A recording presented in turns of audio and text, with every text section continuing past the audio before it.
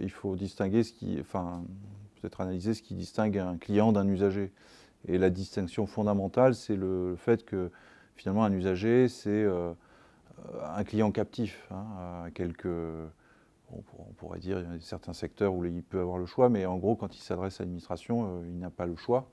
Donc, il ne peut pas, notamment en cas de défaillance, aller voir la concurrence. Je ne vois pas trop comment être dans une logique de réparation individuelle.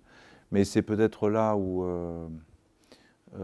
si on ne peut pas réparer, compenser individuellement en numéraire une éventuelle défaillance, peut-être qu'en revanche, le service public peut apprendre ou doit apprendre de ces défaillances pour s'améliorer. C'est peut-être ça une compensation en termes d'intérêt général qui pourrait intéresser, si ce n'est directement l'usager, du moins le citoyen.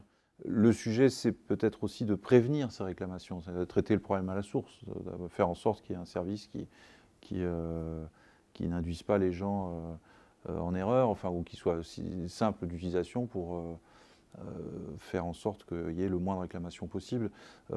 Par exemple, en étant proactif. C'est un site internet qui permet à tout usager des services publics administratifs de raconter son expérience avec le service public.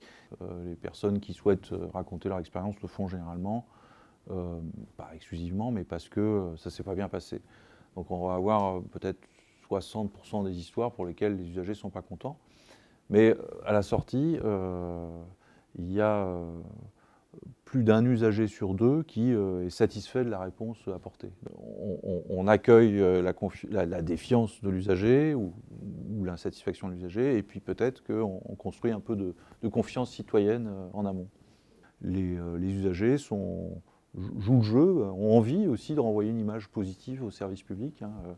Au fond, il y a peut-être un a priori vis-à-vis du service public qui est beaucoup plus constructif que ce qu'on peut percevoir du côté agent. Ça, c'est intéressant que ça révèle ça aussi, parce que c'est en mettant en avant des histoires positives auprès des agents qu'on peut les amener à travailler sur les histoires qui révèlent pour le coup des défaillances ou des axes d'amélioration.